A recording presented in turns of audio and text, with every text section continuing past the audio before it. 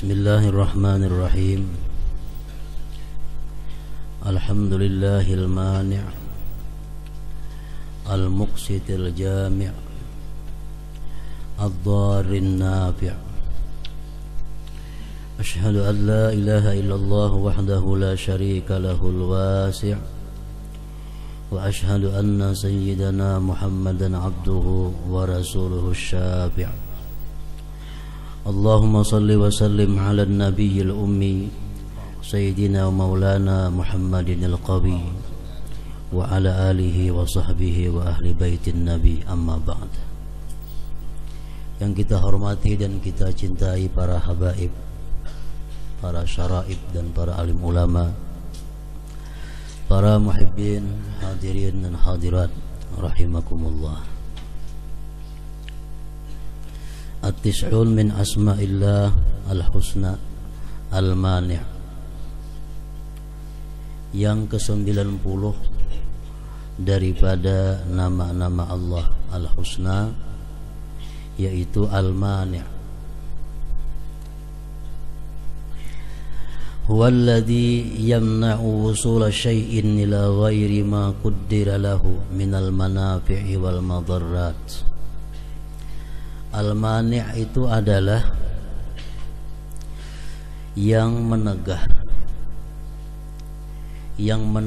sampainya sesuatu kepada bukan yang ditakdirkan baginya daripada manfaat dan mudarat. Al-mani' yang maha menegah. Artinya menegah sesuatu sampai kepada yang bukan ditakdirkan baginya. Itu Allah Subhanahu wa ta'ala yang menegahnya. Baik itu yang manfaat atau yang mudarat. Kalau yang manfaat itu bukan ditakdirkan untuk kita, maka itu kada akan sampai kepada kita, ditegah oleh Allah, al-mani'.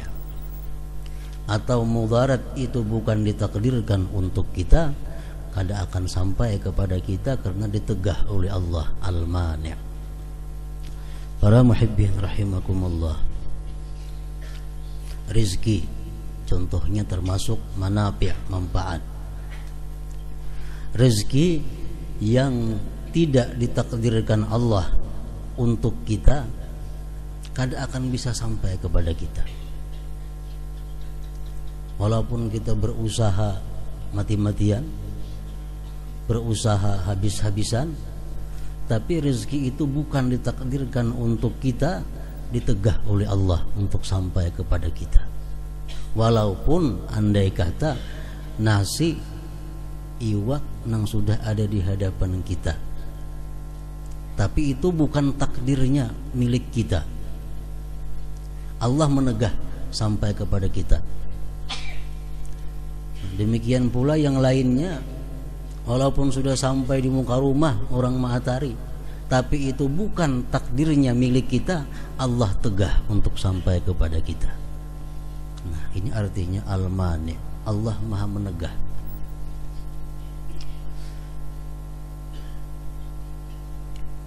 Termasuk juga manafi' adalah jodoh. Kalau itu ditakdirkan oleh Allah bukan jodoh kita, bagaimanapun usaha kita untuk memperolehnya, tetap kada akan bisa sampai kepada kita karena ditegah oleh Allah Subhanahu wa ta'ala. Melamar sudah, ma'atar penglarang sudah, betunangan lagi, berhuruf cincin sudah. Nah, begitu harinya batal, ada halangannya.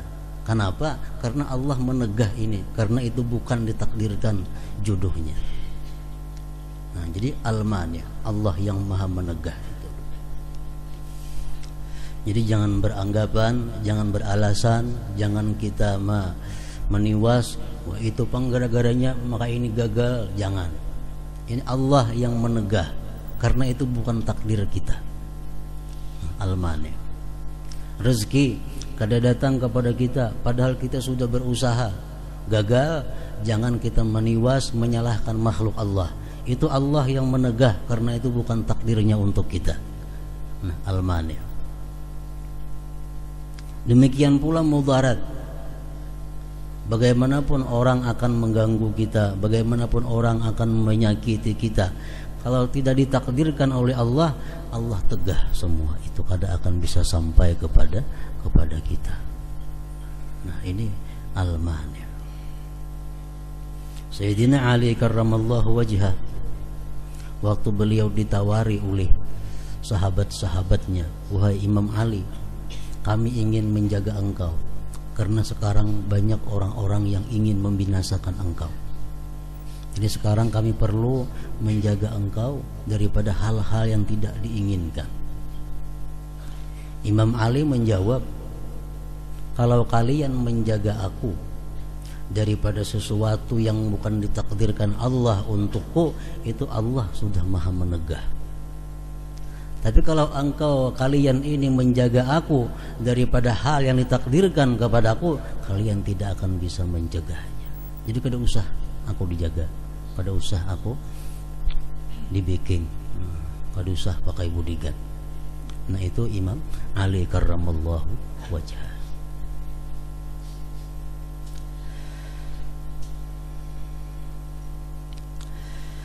Al-mu'min bismillahil mani' ayyamna'a syai'an li ghairi ahli. Kita sudah mengetahui makna al-mani' yang maha menegah. Bila kita beriman dengan nama Allah al-mani' itu, maka kita akan mencegah sesuatu bagi yang bukan ahlinya. Kita akan mencegah sesuatu bagi yang bukan ahlinya. Ini umum, baik masalah keduniaan atau masalah keagamaan. Kita mencegah sesuatu bagi yang bukan ahlinya. Ada orang yang kada ahli jadi imam, hendak jadi imam, kita cegah. Ini termasuk buah keimanan kepada al-mani'. Nah, secara khusus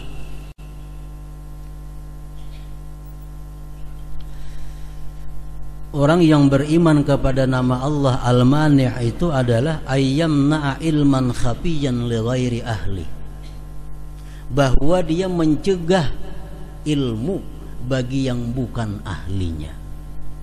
Maksudnya apa? Fala yulqi ilman ila man lam yablughu aqluh. Dia tidak menyampaikan satu ilmu, dia mencegah satu ilmu kepada orang yang belum sampai akalnya. Nah, ini pengertiannya al-mani secara khusus. Dia mencegah ilmu kepada orang yang dianggap belum paham, belum sampai akalnya untuk mencerna ilmu itu.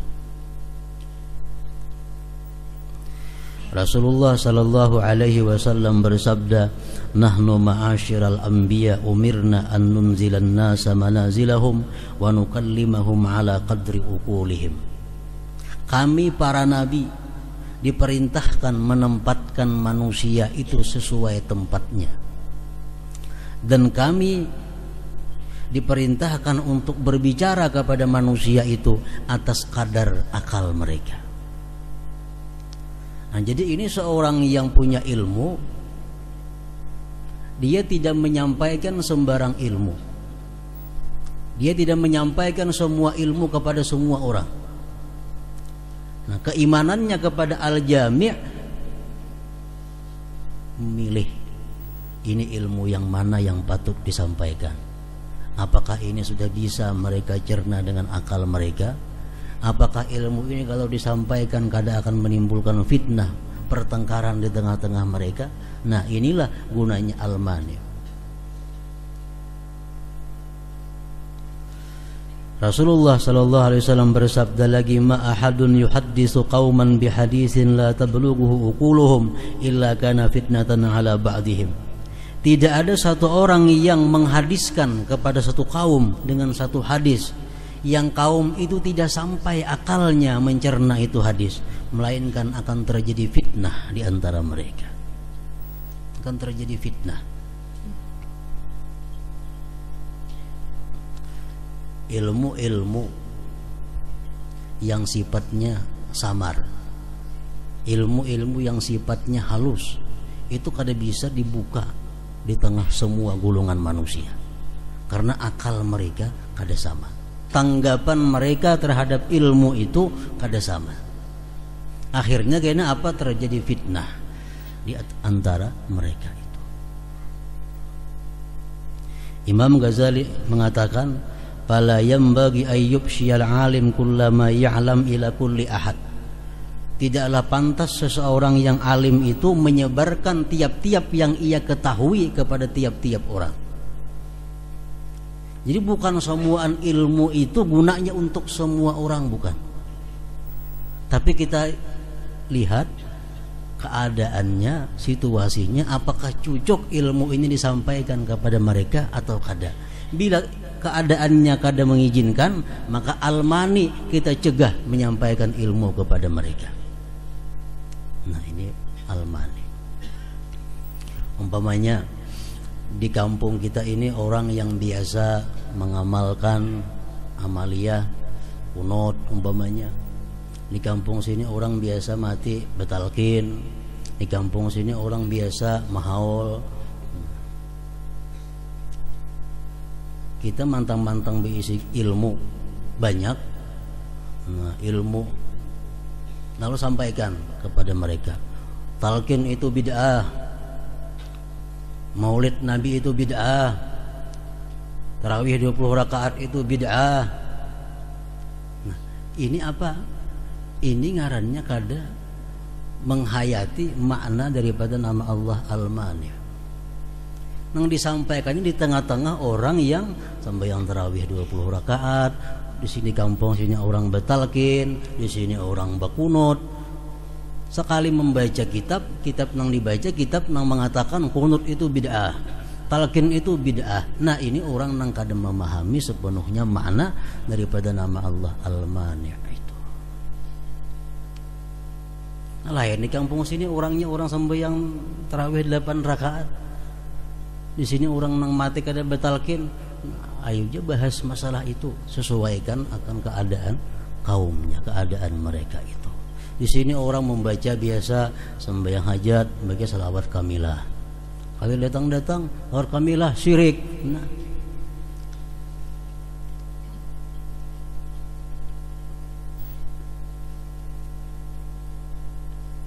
ini kada memahami tentang makna al-mani'. Orang yang membaca salawat kamilah itu dikatakan syirik. Jakanya di kampungnya itu orang nang sudah kada katuju lawan macam itu, nah ayuha dikupas masalah itu. Terjadi apa kena? Terjadi fitnah. Nah, terjadi saling tuduh menuduh, terjadi saling ijik maijik, saling huwal mahuwal. Iya ujar Nabi tadi apa? Illa kana fitnatan ala ba'dihim, melainkan jadi fitnah di tengah-tengah mereka. Jadi kada semua ilmu itu baik disampaikan kepada semua umat. Imam Ali karramallahu wajhah mengatakan, innaha huna la'uluman jammah law wajadtu laha hamalah. Ujar Sayyidina Ali sambil menunjuk ke dada Sidin. Ujar Sidin, di sini banyak ilmu-ilmu. Seandainya aku ada menemui orang yang bisa menerima, aku berikan ilmu-ilmu itu. Nah, berarti ada ilmu yang tidak bisa diberikan kepada semua golongan, kepada semua pihak. Shahibur Ratib mengatakan, laisa kullu haqqin yuqal wa likulli maqamir rijal. Bukan setiap yang benar itu bagus disampaikan. Bukan setiap yang benar itu patut disampaikan. Tapi bagi tiap-tiap makam itu ada orang-orangnya yang patut disampaikan kepada mereka. Nah, inilah artinya al-mani'. Dia mencegah dirinya untuk menyampaikan ilmu kepada yang tidak sampai akal mereka untuk mencerna ilmu itu. Kalau kita di tengah-tengah umpamanya mahasiswa, di tengah-tengah santri nang senior, nah kita kisahkan ini talqin menurut ini bid'ah, menurut ini kada, menurut ini syirik, menurut ini itu kan jadi masalah. Kalau di tengah orang-orang kampung menambahi pikiran-pikiran mereka, menambahi pikiran.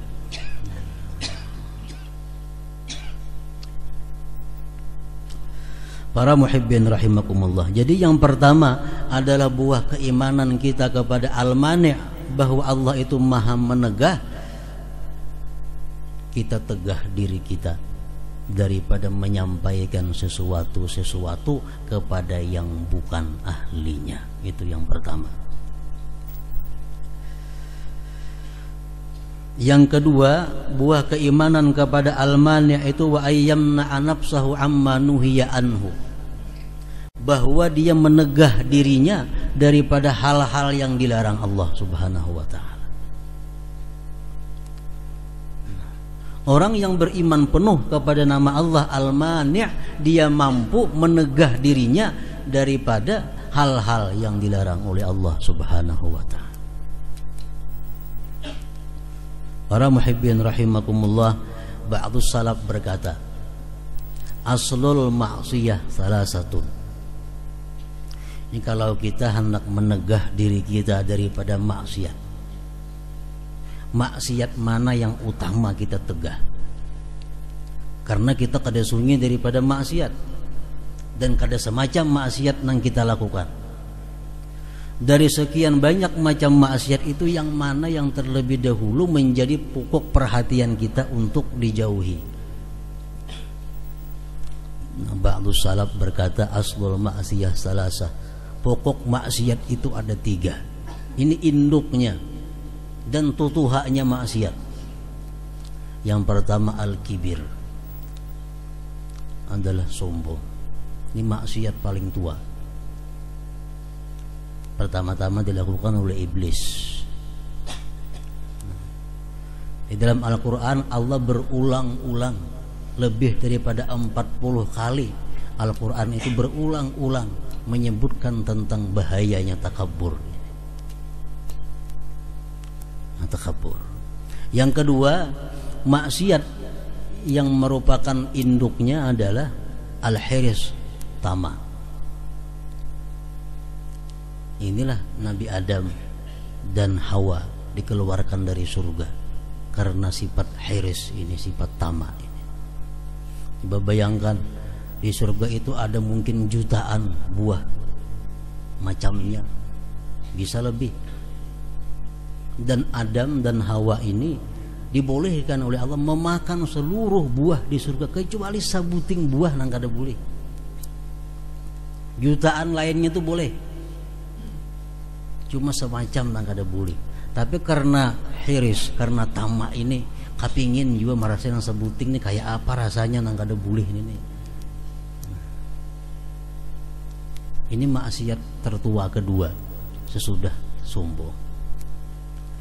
Nah, maksiat yang ketiga adalah al-hasad, iri dengki. Ini maksiat bumi yang pertama. Kalau sombong, tamak itu maksiat langit tadi. Kalau maksiat di bumi ini yang paling tua adalah hasad, dengkinya Qabil kepada dangsanaknya Habil. Nah, jadi 3 macam dosa inilah yang lebih kita perhatikan, yang lebih kita dahulukan untuk diperbaiki, diobati daripada dosa-dosa yang lainnya. Para muhibbin rahimakumullah, pertama al-kibir, sombong. Maksud sombong di sini apa artinya? Ru'yatu nafsih fawqal ghair. Dia melihat dirinya itu lebih dari orang lain. Nah, ngapa karena lebihnya? Melihat diri sendiri lebih daripada orang lain, lebih baik daripada orang lain, lebih mulia daripada orang, lebih alim daripada orang lain, lebih ahli ibadah daripada orang lain, lebih wara daripada orang lain, lebih zuhud daripada orang lain. Kalau sudah dalam hati kita ada sedemikian rupa terlintas bahwa kita lebih daripada orang lain, berarti kita ada penyakit sombong.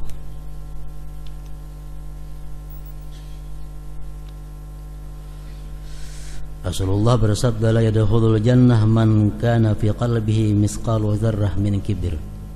Tidak masuk surga orang yang di hatinya ada seberat biji sesawi daripada kesombongan. Maksudnya tidak masuk surga kecuali sesudah dihisab dan disiksa. Nah, kenapa sifat sombong ini begitu keras ancamannya? Kenapa sifat sombong ini, dosa maksiat nangarannya sombong ini dianggap induk maksiat? Imam Ghazali menerangkan bahwa orang yang bersifat sombong itu, pertama, la yaqdiru ala tarkil hikid. Orang yang punya sifat sombong, dia tidak mampu meninggalkan dendam. Orang yang sombong itu pendendam. Ini merasa dirinya lebih mulia, merasa dirinya lebih hebat. Lalu kalau ada orang menggangguinya, ada orang menyakitinya, ada orang yang meremehkannya, dia dendam. Orang yang sombong itu la yaqdiru ala tarkil kidib. Orang yang sombong itu tidak mampu meninggalkan dusta untuk mempertahankan kesombongannya. Di zaman Rasulullah Sallallahu Alaihi Wasallam ada seorang laki-laki makan dengan tangan kiri. Ada tangan kanannya baik, tangan kanannya sehat, tapi makan dengan tangan kiri. Rasulullah melihat, ditegur oleh Rasulullah, "Hai fulan, engkau makan dengan tangan kanan." Karena dia sombong, dia mengatakan, "Hai Rasulullah, tangan kanan ulun sakit. Tangan kanan ulun sakit." Padahal ada, cuma karenanya sombong, malu ditegur, lalu beralasan, "Wahai Rasulullah, tangan kanan ulun sakit." Akhirnya mulai saat itu sakit sampai ia mati, kada kaum manggarakakan lagi. Mendustai Rasulullah. Nah, orang yang sombong itu kada bisa meninggalkan dusta. La yaqdiru ala tarkil ghadab. Orang yang sifat sombong itu kada bisa meninggalkan marah. Kalau kada pemarah, kada sombong orangnya. Orang sombong itu mesti pemarah. Sedikit sarik, sedikit sarik. Padahal menahan marah itu merupakan satu kemuliaan di sisi Allah Subhanahu wa taala.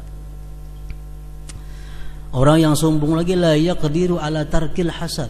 Orang yang sombong itu tidak bisa dia meninggalkan iri dengki. Kenapa?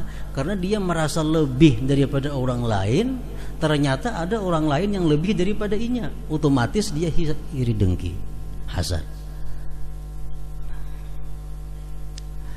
Orang yang sombong la yaqdiru ala nushil latif. Orang yang sombong tidak bisa memberikan nasihat dengan lemah lembut, kasar memberikan nasihat. Itu orang yang sombong. Orang yang sombong la yaqdiru ala qabul nushil ghair. Orang yang sombong tidak bisa menerima nasihat orang lain. Itu akibat kesombongan. Orang yang sombong la yaslam minal izra bin nas. Orang yang sombong itu tidak selamat daripada meremehkan manusia, menghinakan manusia, mengejek manusia, karena dia merasa lebih daripada orang lain. Orang yang sombong la yaslamu ala tazkiyatin nafsi. Orang yang sombong itu tidak bisa selamat daripada merasa dirinya bersih, merasa dirinya paling ahli ibadah, merasa dirinya paling takwa kepada Allah, merasa dirinya paling takut kepada Allah. Orang lain semuaan rusak. Nah, ini orang yang sombong. Dan lagi orang yang sombong itu yanza'u sifat Rabb jalla jalaluh. Dia merebut sifat Tuhan jalla jalaluh. Wa ghairi dzalik, dan banyak lagi akibat-akibat orang yang sombong itu. Dan sifat sombong ini bisa masuk kepada siapa saja. Iblis, orang yang ribuan tahun beribadah kepada Allah. Dan iblis orang yang sangat alim. ilmu pengetahuan yang luas, dimasuki oleh sombong. Jadi sifat sombong bisa masuk kepada orang alim, bisa masuk kepada orang dagang, masuk kepada siapa aja. Sifat sombong ini bisa masuk. Dan yang lebih rintan dimasuki sifat sombong ini adalah antara lain orang-orang yang talabatul ilm, orang-orang yang penuntut ilmu agama. Nah, merasa sudah diri mengaji seminggu 4-5 kali, kitab di tangan, lalu merasa aku lebih baik pada orang lain sudah rusak semua anwah ini. Nah, itu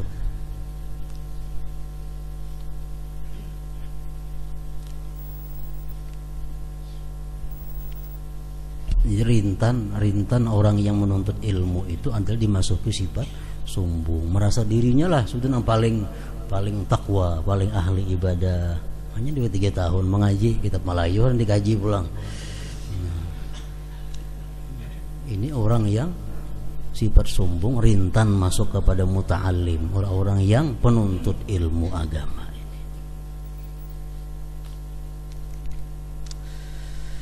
Nah, yang kedua, induk daripada dosa yang mesti kita tegah daripada diri kita adalah al-hirs, tamak. Rasulullah SAW bersabda, ta'awwadhu min thalas, berlindunglah engkau daripada 3 perkara, salah satunya min tama'in, daripada tamak. Nah, apa arti tamak itu? Tamak itu artinya adalah merasa apa yang dimiliki sekarang ini belum cukup. Lawanannya kana'ah. Orang kana'ah itu merasa sugih, sudah merasa nyaman, merasa senang, merasa puas dengan apa yang dia miliki. Tamak lawanannya, tamak ini adalah orang yang kadang merasa cukup dengan yang ada. Ya Nabi Adam tadi, jutaan buah nang boleh, cuma sebuting nang kada boleh. Nah, para muhibbin rahimakumullah, tamak ini kalau kita bisa menegahnya daripada diri kita, banyak hal-hal positif yang kita dapatkan. Tapi kalau tamak ini kada bisa kita hilangkan daripada diri kita, yang terjadi apa? Akibat daripada orang tamak itu, pertama, nuksanul kail wal mizan wazira. Orang yang tamak itu mau mengurangi takaran, timbangan, ukuran. Itu orang tamak. Nya berhujung rasa kada cukup, hujungannya 5.000, kainnya dikuranginya. Rasa kada cukup, berhujung salitar 1.000 rupiah, litarannya dikuranginya. Tamak. Akibat tamak mengurangi takaran, timbangan takaran. Wal khada. Akibat tamak dia bisa menipu. Nah, asli berait pada dengan palsunya. Kitmanul aib, menyembunyikan kerusakan di dalam barang jual beli. Akibat tamak, akibat handak bulihi. Al-ghulul, memakan, mengambil duit negara atau korupsi, itu akibat tamak. Orang yang korupsi itu gaji bukan inting. Korupsi itu penggaji 1 juta sebulan gak ada. Orang-orang korupsi itu gaji sudah 10 juta sebulan gajinya. Tapi nya tamak kada cukup dengan gaji sedemikian itu.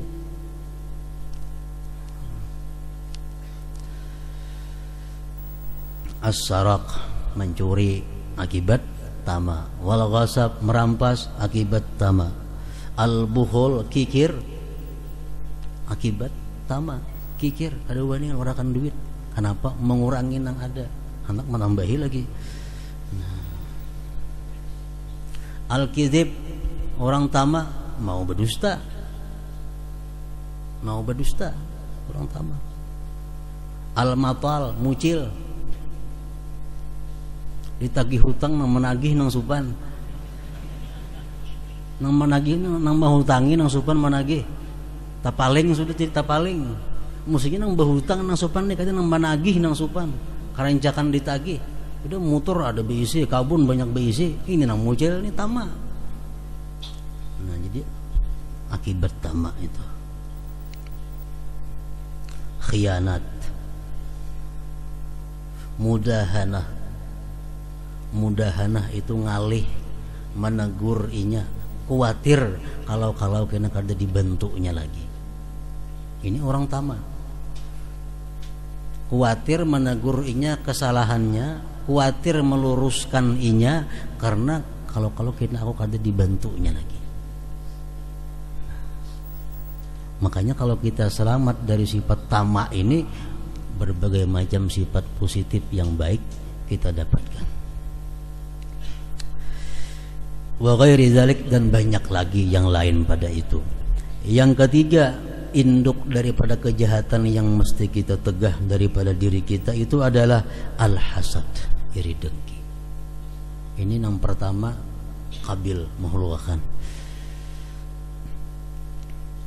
Maksud iri dengki itu macam apa? Nang dilarang agama nih. Karahatun ni'mah lil ghair wa hubbu zawaliha anhu. Kita kada senang saudara kita itu dapat satu kenyamanan, dapat satu kesenangan, kita kada nyaman, dan kita kepingin kesenangan itu hilang daripadanya, nikmat itu hilang daripadanya. Nah, itu ngarannya adalah hasad. Kita benci kawan kita itu dapat nikmat, dan kita kepingin bahwa nikmat itu hilang daripada saudaranya. Ini iri dengki.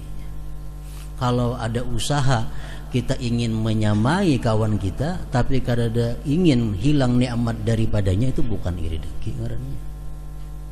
Itu ghibtah. Ghibtah. Kawan kita berusaha maju, kita kepingin kayak ingin turuti gaya-gayanya berusaha juga, tapi di hati kada ada kepingin inya rugi, inya bangkrut, kada ada. Nah, itu kada jadi masalah. Hasad ini adalah kada senang orang nyaman dan berusaha dan menyukai hilang kenyamanan dari saudaranya. Nah, itu hasad. Apa akibatnya kalau kita hasad ini? Kalau kita iri dengki, umpamanya lawan si fulan, akibatnya apa? Maka dianggap ini merupakan induknya maksiat. Satu, kalau kita ini hasad, iradatu syarr alal ghair. Kita menghendaki kejahatan kepada orang lain. Kita menghendaki orang lain yang didengki itu celaka. Kita menghendaki orang lain yang didengki itu rugi. Kita menghendaki orang yang didengki itu dapat bala musibah. Samuan itu pada yang baiknya. Iradatu syarr alal ghair, menghendaki orang lain itu jahat. Padahal hari-hari berdoa, Allahumma ghafir lil muslimin wal muslimat, ampuni orang muslimin dan muslimat. Ini berdoa hari-hari. Tapi nyatanya seorang kepada muslimin dan muslimat menghendaki mereka jahat. Akibat iri dengki. Kisah yang masyhur daripada Rasulullah SAW.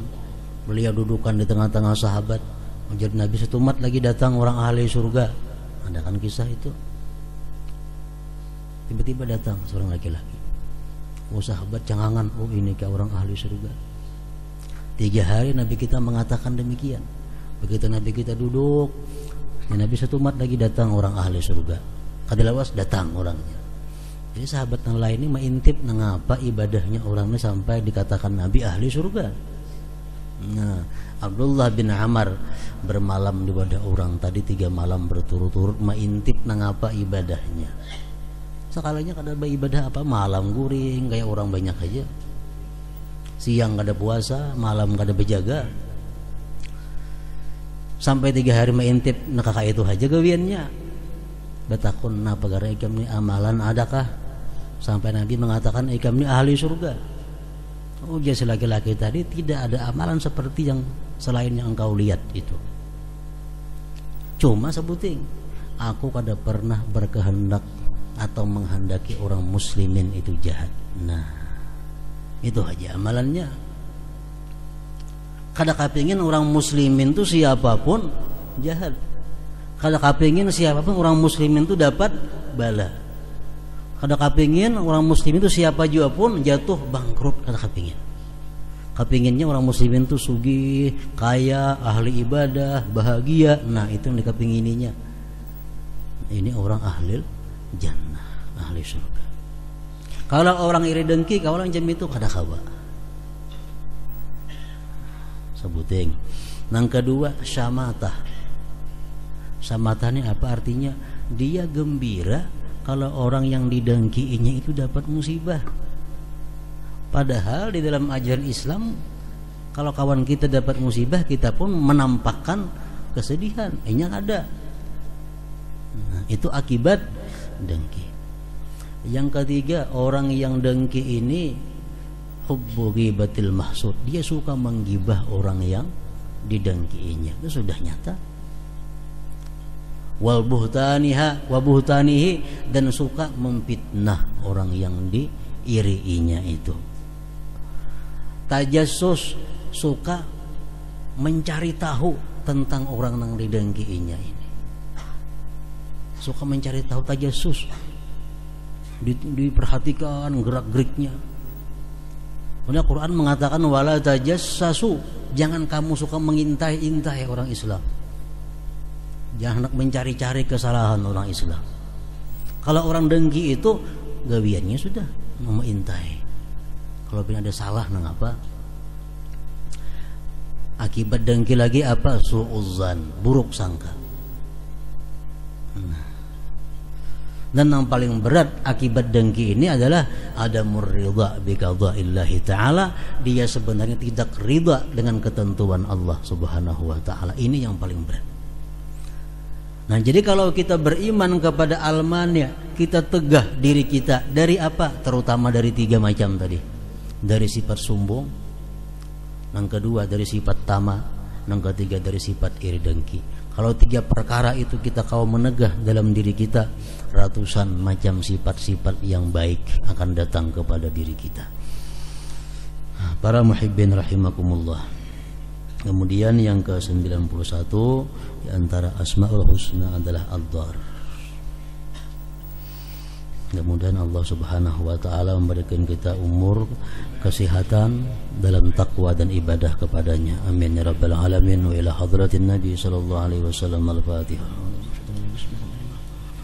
Ar-Rahmanir Rahim. Maliki yaumiddin. Iyyaka na'budu wa iyyaka nasta'in. Ihdinas siratal mustaqim. Shiratal ladzina an'amta 'alaihim.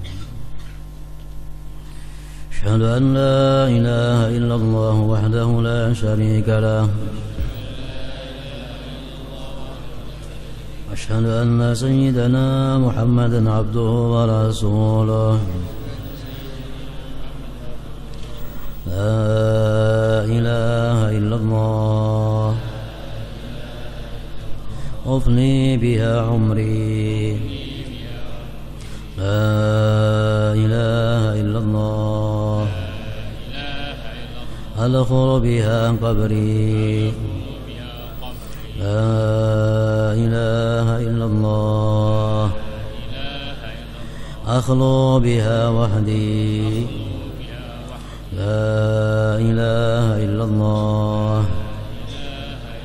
ألقى بها ربي لا إله إلا الله قبل كل شيء